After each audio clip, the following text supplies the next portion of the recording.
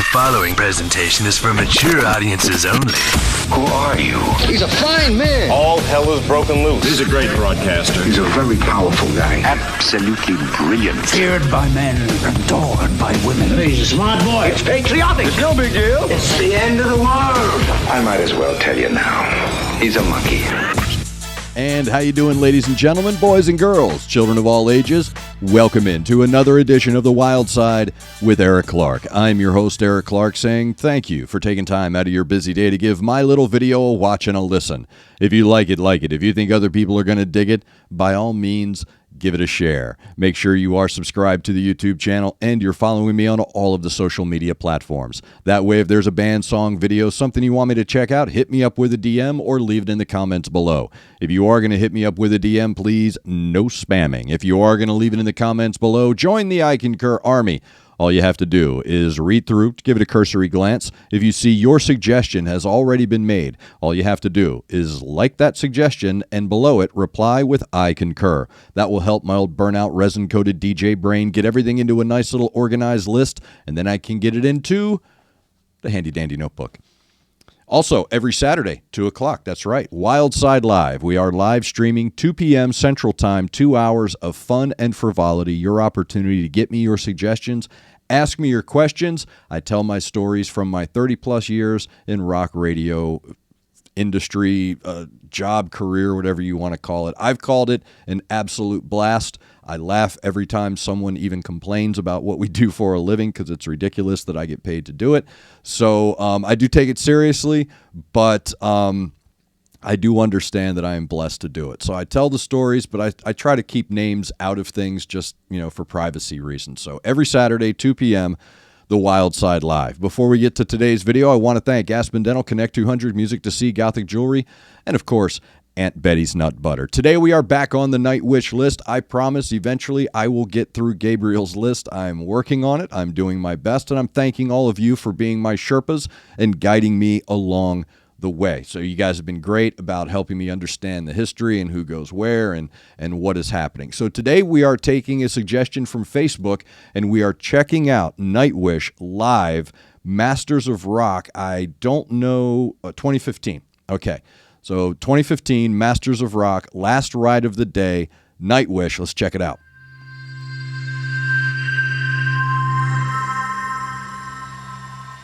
I could have just... Well, in that case, we have one last whipping to do. The end of this day, the end of this festival, and the end of this show. You guys were the Masters of Rock. Thank you. Now let's make this last ride together. The last ride of the day!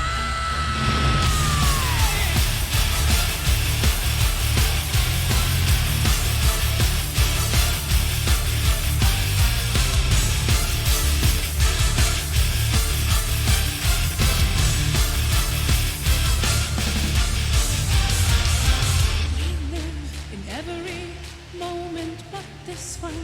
Why don't we recognize the faces loving us? So what's God, if not the spark that started life's my love, a stranger, sweet music, starry skies, wonder, mystery, wherever my road goes, early wake ups in the moving room, scent of fresh moon, grass in the morning sun, open, deeper gates waiting for a ride in the day, every day, to sunset, finding the way back home. Once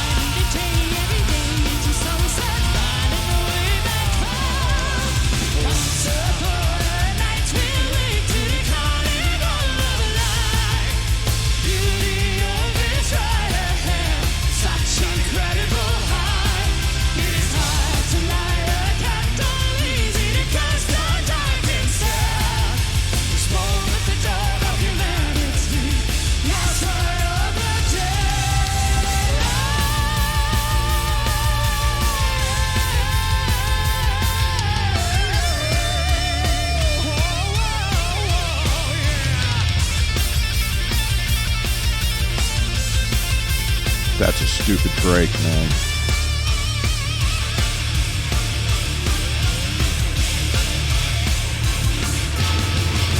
That's a stupid break, man.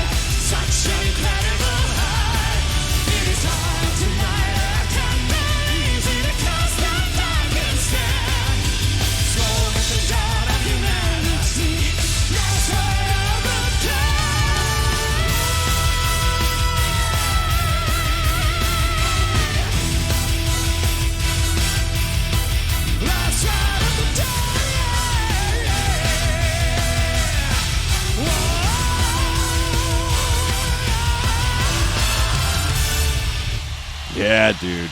That is how you finish up. That's how you wrap it up right there. I don't know how many people are in that crowd, man, but that is control, that is command, and that is the ultimate walk-off. That's the walk-off right there. You get them right to that. I call it the dog from Foghorn Leghorn. You get them right to that edge, man, and you get them and then have a nice night. That's going to stay with everyone. That want of more is going to stay there. So that was very well done. Great song to wrap it up to. And I want to do the Holy Trinity on this. And before I get to the band and the music and the song, let's talk about the crowd energy, because it is live. There's a lot of footage of this crowd. So I'm always looking at those collisions of energy. What is the energy coming off of the band? What is the energy coming out of the crowd, and how are they meeting in the ether, and what colors are happening there in the ether? And this is a beautiful color blending in that ether, and it's putting out this really fantastic energy. And I found it funny. There's a couple of spots where I thought was kind of funny. The first one being watching all of the people trying to do the hair windmill, right? So she's up there again. I'll get to that in a second, doing floor things, and you can see people kind of do it for a second, and then they're like, "Oh man, I can't do it," or "I'm going to hurt myself," or "I just don't have that ability to do that." So that was funny, not funny as in a mocking way, but funny as in an I concur on other reactors channels way. Just that's amusing. It's not funny, it's amusing, if that makes any sense. But I do want to point something out. The one shot that really encapsulates those collisions of energies, right? When I talk about the two energies colliding in the ether, there's a particular shot. Where are you? Right here. Okay? I need you to... Do you see it? Do you see in this photo what captures the energy fully and completely? Not this guy right here. This guy right here looks like he's creeping on her. It really looks like this chick wants us to help her get this dude away from her. That's what that looks like in this still frame right here. It's probably not, but dude, you got a fedora? Come on. No. What I'm pointing out is this right here. These two gentlemen right here. Look at them. That's pure joy. That is pure, unadulterated joy, brotherhood, togetherness. They are two people for two reasons, all unto their own.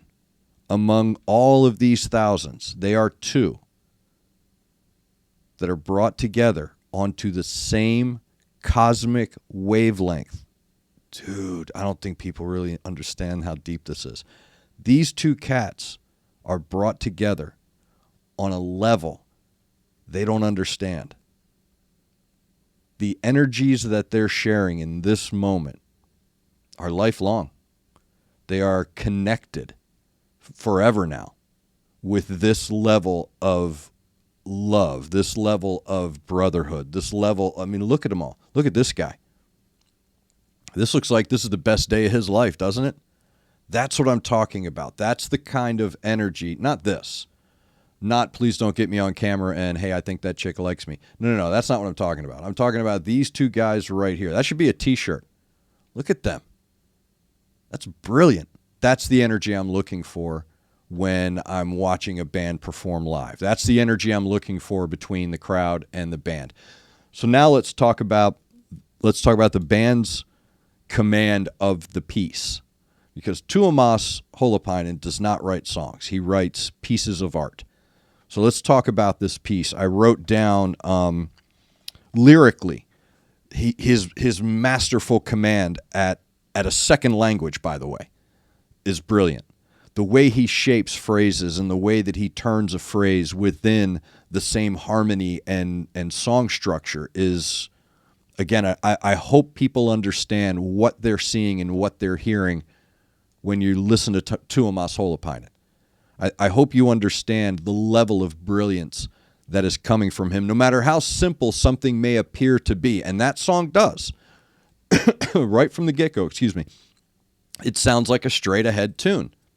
It's not. It is very layered, very well done, perfectly measured, and the lyrics are so well woven through that fabric that they blend seamlessly. And I use that and use the word fabric at the same time. But I like how he brings up Dead Boy again. I like how it's like a good comedian that knows how to do a callback.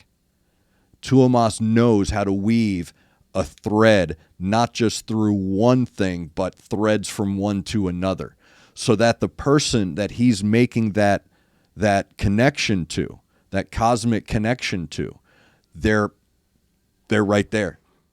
The people he's making the cosmic connection to can go back in their little history and make that connection through just a simple phrase of Dead Boy.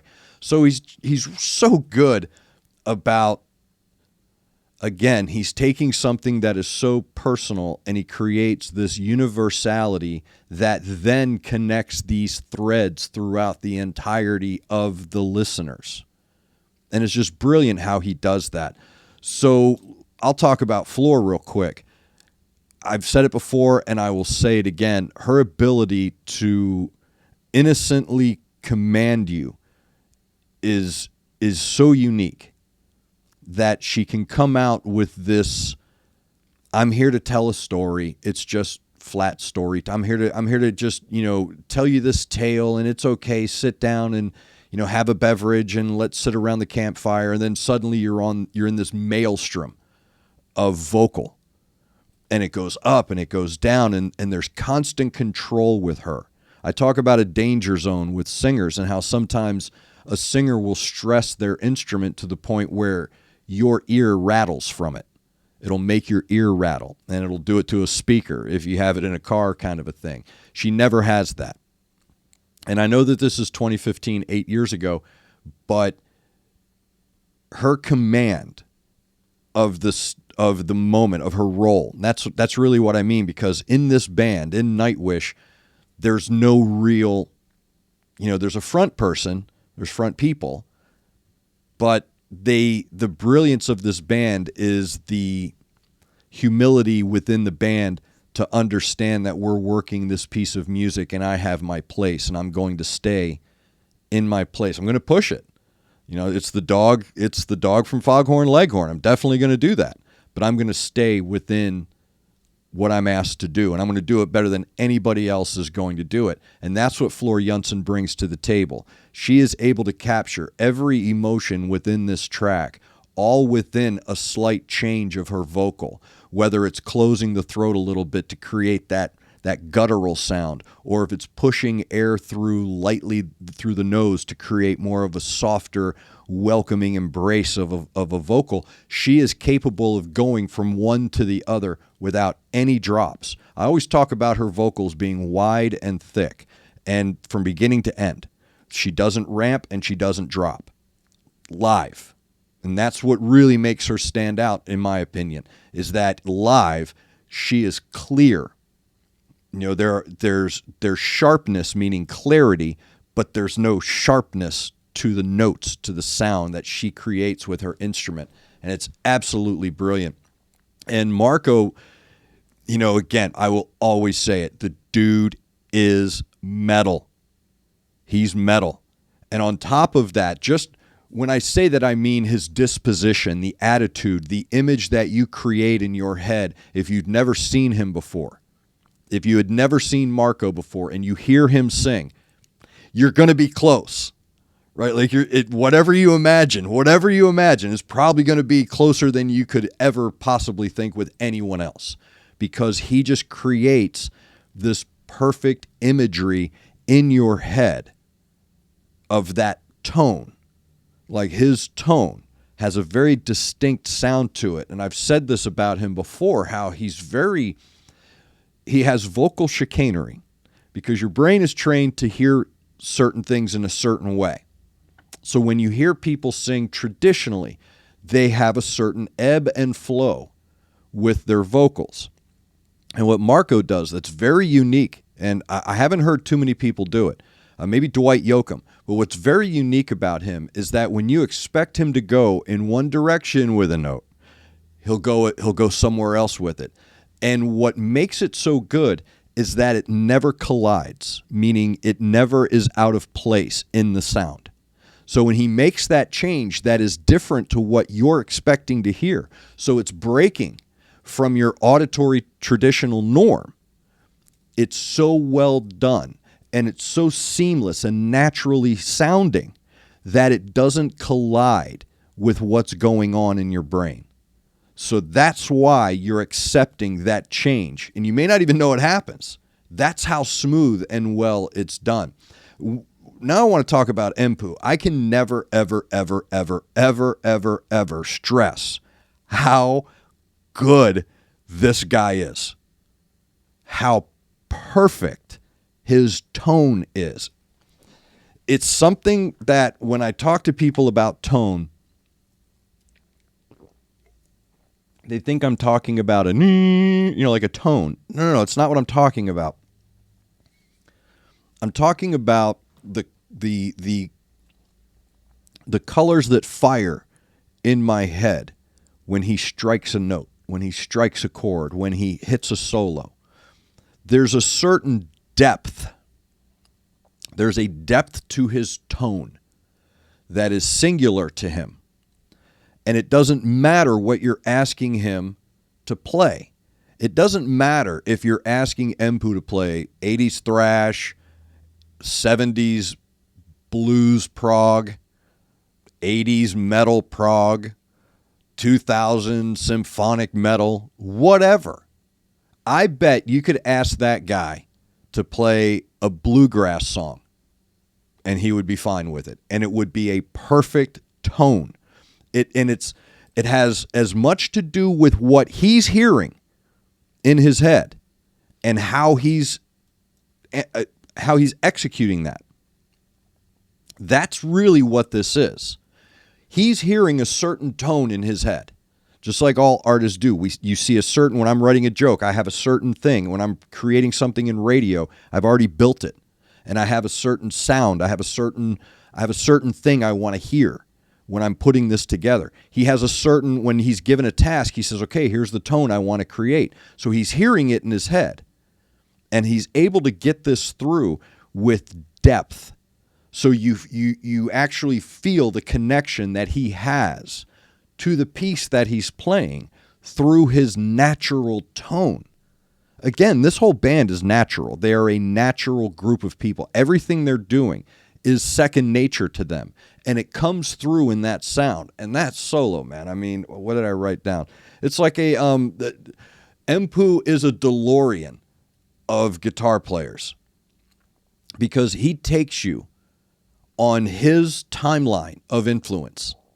So when you go on the journey with Empu, you travel through his influences, through his life that come through in whatever it is that he's playing.